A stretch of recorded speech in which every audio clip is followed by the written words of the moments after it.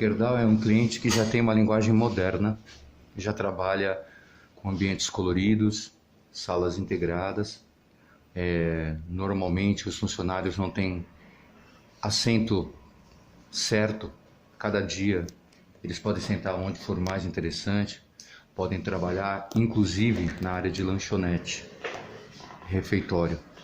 E é justamente por isso que o projeto começou. O refeitório ele teria que ser integrado à área de trabalho. E nesse caso foi contratado um escritório de arquitetura que apenas desenhou. Eles não ficaram com a parte do executivo. Automaticamente a Gerdau precisava de um parceiro que ela confiasse e já tivesse trabalhado. Então ela nos chamou. Eu já havia trabalhado com eles em execuções, porém mais simples. Dessa vez era desafiador. A empresa já era moderna, mas ela queria ir além. Então ela resolveu deixar toda a estrutura aparente e torná-la satisfatória aos olhos. A partir desse momento, o desenho da arquitetura passou a não bater mais com a estrutura que a gente tinha por baixo do forro. E isso fez com que o projeto caminhasse em just in time. A cada placa de gesso que a gente tirava do forro, a gente descobria uma novidade, um contraponto, algo que poderia ajudar ou interferir negativamente. Então eu tive que ficar no ambiente Gerdau durante quase toda a obra, em alguns horários do dia e todas as noites, para poder acompanhar em tempo real, alterar as estruturas de perfilado, de eletrocalha e de eletrotubo. Então começamos aí discutindo o projeto, que até então não tinha o desenho estrutural. Foi parte nossa da Codilux criar as estruturas para poder pendurar tudo que as arquitetas desenharam para a iluminação. Nesse momento também tivemos que corrigir algumas falhas luminotécnicas com relação a fluxo luminoso em mesas de trabalho ou áreas de trabalho que não estavam sendo contempladas. O projeto teve que se atentar a essa forma alegre, colorida e bem iluminada que a Gerdau tem, né? É uma empresa que realmente é bem iluminada. Tivemos algumas reuniões onde eu pude apresentar os projetos nos telões que eles têm por lá, então isso facilitou bastante o entendimento dos profissionais que estavam lá. A minha parte realmente foi só estrutural e correção luminotécnica.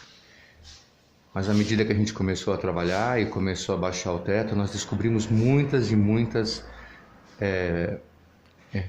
intervenções. O teto realmente era muito poluído. Quando se derruba tudo, a gente se defronta com situações que não imaginava, fios fora de eletrodutos, tubulações vazando, tubos de ar-condicionado que estavam soltos, sem calefação. Então o trabalho foi intenso e aí eu pude me afastar um pouco, porque aí tiveram que fazer a reforma do restante do estrutural. Então por um tempo houve-se a limpeza e a estruturação dos outros eletrotubos. Quando a gente retorna, aí já com uma sala um pouco mais limpa, a gente já pôde começar a entender as baias, que na verdade eles chamam de cabines de meeting, que é onde as pessoas poderiam fazer reuniões dentro da sala de refeitório. A gente já começa a identificar o caminho por onde vão passar toda a iluminação que a gente havia desenhado a estrutura. E aí eu começo a participar do processo, porque o distanciamento de uma luminária para outra, devido ao ângulo de abertura, ele deveria ser respeitado. Mas quando a gente teve que prender a estrutura no teto, a gente defrontou com tubos ou canos. E isso teve que fazer a gente mudar o design mais de 2, 3, 4 vezes. Mas o processo continuou, a gente conseguiu trabalhar com tudo isso, conseguimos montar a tubulação e a partir daí foi o desafio de colorir, porque nós escolhemos pintar toda a estrutura de eletrotubos, calhas e eletrodutos já instalados. Alguns pontos tiveram que ser deslocados do projeto original da arquiteta, né? O projeto original da arquiteta contemplava uma luminotécnica perfeita, mas ela estava considerando um teto num forro de gesso. Então eu poderia conectar em qualquer lugar as estruturas que seguram os perfilados. A partir do momento que eu tirei o forro de gesso, a própria estrutura do prédio, com vigas, colunas, não me permitia colocar exatamente no ponto onde ela escolheu a iluminação. Então nós tivemos que mudar alguns modelos, abrir o ângulo de abertura de outros e aumentar o número de peças em outras situações, principalmente nos pendentes tubulares, que é o nosso pendente Cassini. Bom, a partir desse momento, o trabalho de novo, eu pude ficar afastado, porque aí já tudo desenhado e os pontos escolhidos voltaram a trabalhar de novo com estruturação. Volto eu a entrar lá, a trabalhar com o pessoal da equipe da elétrica, quando os perfis e os eletrotubos e eletrocalhas precisam começar a ser energizados. A partir desse momento eu tenho uma reunião com uma outra equipe e participo do processo de instalação, desmontagem e adequação, porque muitas das peças que naturalmente foram feitas para ser instaladas em forros de gesso ou em laje, elas tiveram que ser desmontadas, adaptadas para eletrotubo e remontadas. E aí aconteceu esse processo. E uma outra coisa também que aconteceu com relação a isso foram os perfis nas paredes de drywall. Nós tivemos que inovar ali. Ali eles não queriam um rodapé de luz, eles não queriam uma cantoneira de luz, eles queriam um roda-teto. Então a gente usou de verdade como eles queriam. Pegamos um rodapé e colocamos no teto, só invertemos a posição. E aí nós passamos a ter um roda-teto. Então essas cabines... Ele joga a luz para cima, né? Em vez de ele jogar a luz para baixo, como o rodapé jogaria, para fazer uma marcação de balizamento para baixo, nós pegamos o rodapé, colocamos de ponta cabeça e ele fez uma marcação para cima. Para cima, né? Uma luz direta. Por que aconteceu isso? Essas cabines de meeting, elas têm dois tipos de iluminação. Essa que é uma soft, que a gente pode chamar de descanso, para que as pessoas sentem, conversem, batam um papo, acertem qualquer tipo de tratativa ou negociação onde não há necessidade da escrita, se enxergar nada. E depois, bem no meio da cabine, sobre a mesa, tem uma segunda iluminação mais forte em 4K, para que se eles tivessem que ligar um laptop, mexer com um tablet, escrever alguma coisa, essa luz ficasse acesa. Então seriam tipo boxes de negociação. Especialmente sobre a mesa. Como eu disse, o refeitório também é área comercial. Eles poderiam muito bem marcar com qualquer fornecedor ou cliente e encontrá-lo dentro do refeitório. Num dessas cabines de meeting, eles sentariam e começariam com bate-papo numa luz agradável. A partir do momento que tivesse que ler contratos, ver papéis, mexer com o laptop, ele tem a possibilidade de acender a luz de apoio bem sobre a mesa. É uma cabine realmente para duas pessoas. Reuniões maiores não dá para acontecer. Os antigos boxes de negociação. Os boxes de negociação, né? Exatamente. E a iluminação para ser colocada geral no teto como iluminação difusa, nós tivemos que fazer adaptação também. O especificado pela arquitetura não tinha no mercado em tempo hábil. Existia um deadline e a gente não conseguiria cumprir. Então a Codilux, mais uma vez, aproveitando da necessidade da ousadia do cliente, também usou, comprou luminárias duplas, desmontou, separou e remontou como luminária single, criando então assim de duas luminárias e dessa forma atendendo o cliente. Então todas as luminárias redondas foram distribuídas no espaço de acordo com a necessidade, porém não nasceram dessa forma. Aí entrou a adequação e desenvolvimento mesmo, né? Nesse momento foi adequação e desenvolvimento. A partir daí, a distribuição dos pontos de luz sobre a grande mesa que existe lá também teve que ser mexida, porque quando a mesa chegou ao ambiente, o projeto não bateu com o que estava na planta.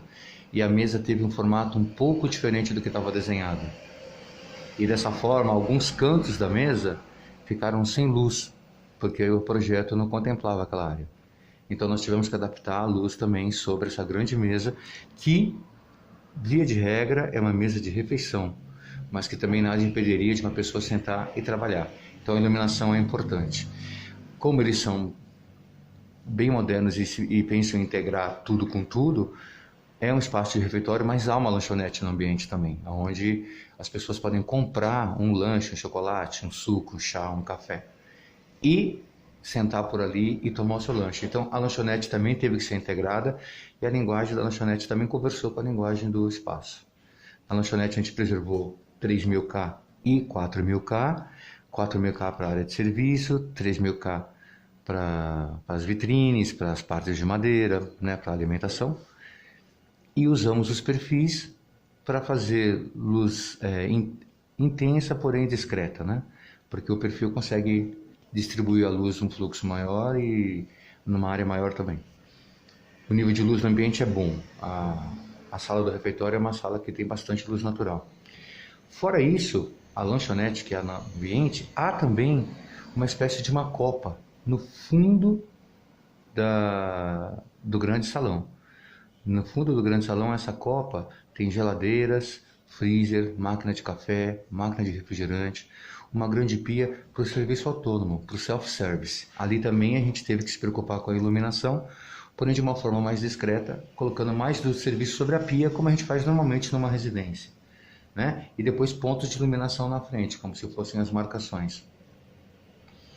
A partir de tudo isso instalado, a gente teve que começar a adequar as alturas dos diversos pendentes que tinham, regular o distanciamento das lâmpadas dentro das luminárias tubo, que é o nosso pendente Cassini, para facilitar o ângulo de abertura das lâmpadas, porque quanto mais você recua a lâmpada no tubo, mais você fecha o ângulo. Então a gente também abriu o ângulo de abertura das lâmpadas para ter maior eficiência. Teve que readequar a posição desses pendentes em cima do mesão, né? Esses pendentes eles foram readequados porque existiu uma coisa muito complicada no projeto. A mesa era orgânica, a estrutura onde a gente ia pendurar os pendentes era geométrica, quadradinha, retangular, a mesa toda orgânica, toda parecendo uma ameba, e o teto geométrico e cheio de contratempos, aonde um ponto não batia na necessidade. Porém, ainda tinha mais um desafio. A colocação dos pendentes nesse teto geométrico tinha que respeitar a forma orgânica da mesa. Então eu tinha uma estrutura quadriculada e tinha que escolher pontos que, quando você visse as peças penduradas, ela desse uma sensação de curva. Então foi bastante desafiador, porque eu tinha uma estrutura de linhas e barras quadradinha, uma mesa orgânica lá embaixo, e tinha que colocar os tubos de forma orgânica. Tinha que respeitar esse desenho da mesa. E nem sempre a gente tinha o mesmo caminho no tubo, né? Então a gente teve que fazer uma boa adequação, porque não só pensando na estética que a arquitetura queria, eu tinha que pensar na função luminotécnica, né? De luz e sombra que estava acontecendo no ambiente, já que seria uma mesa de trabalho. Então realmente teve que fazer uma grande adequação no projeto, para tentar iluminar tudo por inteiro.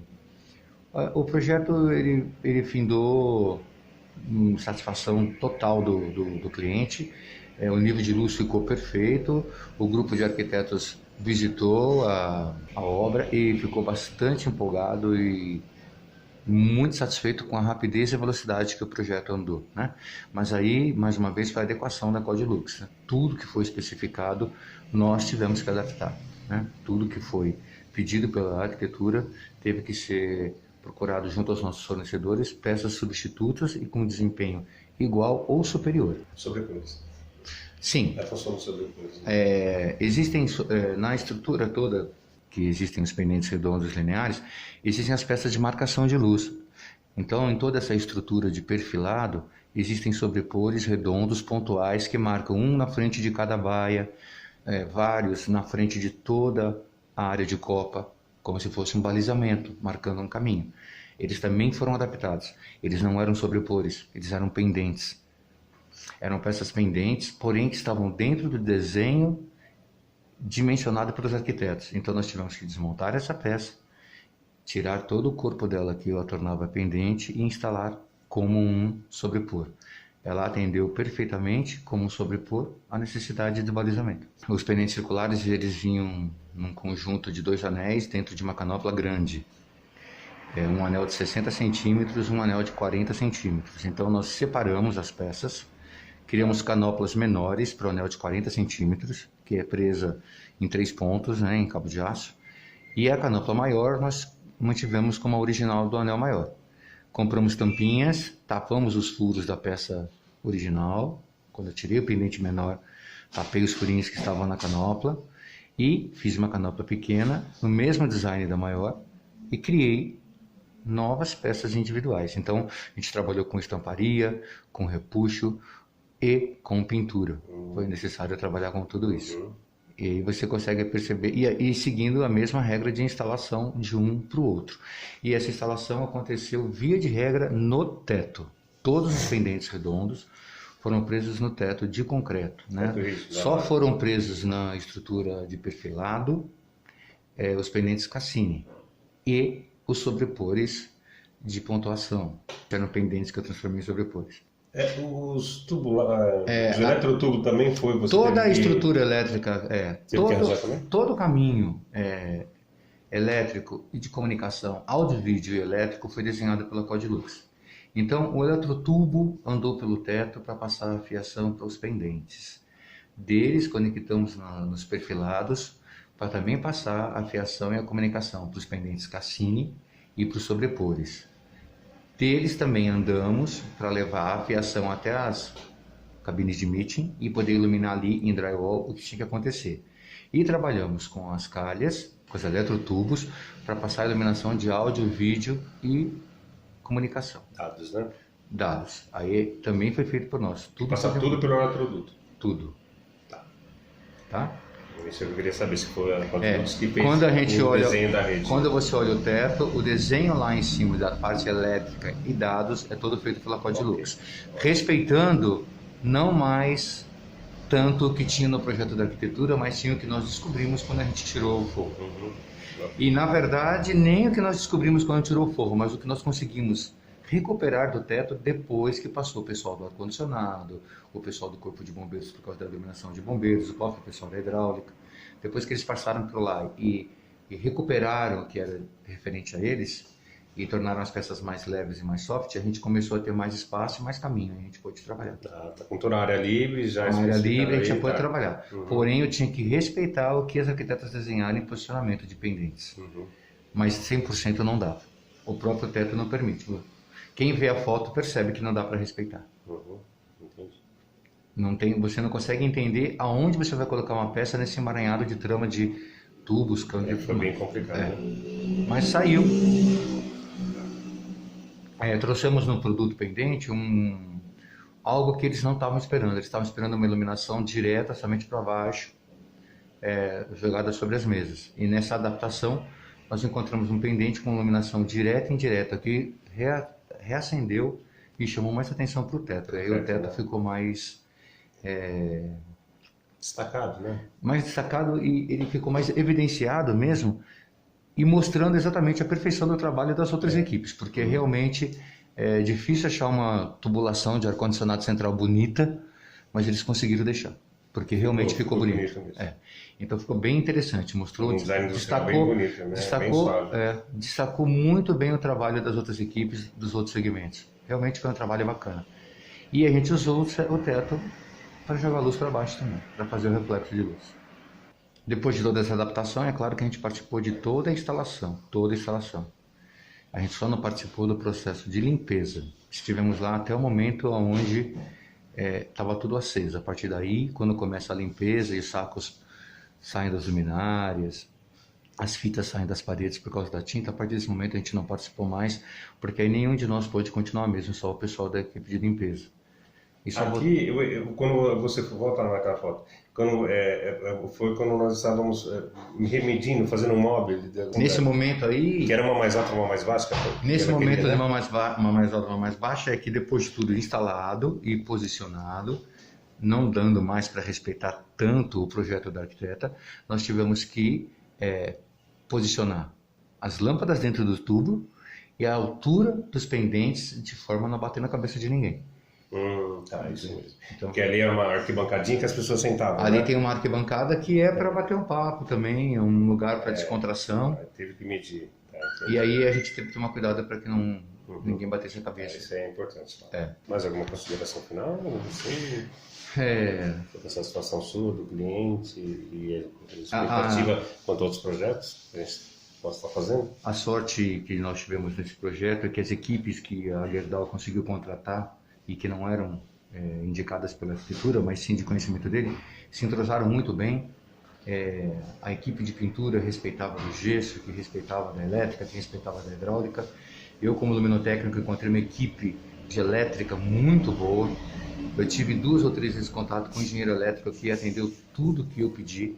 E a arquitetura, a partir desse momento, entendeu que ela não estava mais participando disso, ela nos deu total liberdade.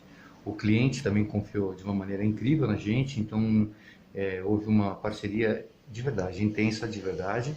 A partir desse projeto, a Gerdau, antes da pandemia, começou a sua expansão, abriu novos andares em outra avenida importante aqui de São Paulo e já nos contatou e já estamos com o projeto na mão fazendo adequação, agora sim, junto com a arquitetura, para evitar essas surpresas, né? Eles perceberam a necessidade do projeto ser fatiado da maneira correta, né? Só procuraram a gente no final. O luminotécnico andar no gerenciamento de projetos junto, caminhar junto no gerenciamento do projeto como um todo, né? Como a gente já vem sempre orientando. No anteprojeto, a equipe de arquitetura, a principal, a de arquitetura, porque ela pensa muito no efeito final, ela pensa muito no design, né? Então, no anteprojeto, a equipe de arquitetura ela já deveria ter as considerações de todas as equipes técnicas, do pessoal da hidráulica, do pessoal do bombeiro, do pessoal do ar-condicionado, né? A engenharia, a equipe de engenharia civil, voltada ao próprio edifício, que possa falar, não, aqui é uma parede estrutural, não, aqui é uma coluna que não pode furar, porque existiam lá pontos na laje marcadas com X ou com linhas que eram assim, não pode furar aqui. Então, ela também não saberia, o teto estava fechado com gesso, então quem poderia trazer isso para ela? Qualquer entendimento com a engenharia que construiu o prédio, ou então com o escritório que possa dar a informação, uma planta mais precisa, uma planta técnica de verdade. Então, ela já entendeu que no anteprojeto, ela já tem que ter tudo isso. Porque quando ela apresenta um anteprojeto para o cliente, ele gosta muito e ele fecha aquilo.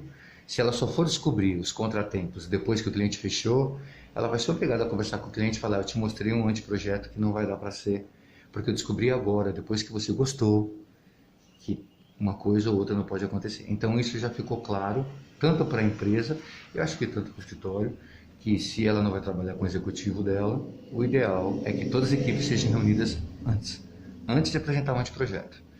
Porque quando ela apresenta um anteprojeto, existem ainda as possíveis mudanças para sim virar um projeto. Mas é de satisfação, gosto, posicionamento, cor, necessidades do cliente, não mais contratempos da obra. Isso ela já tem que prever antes, né?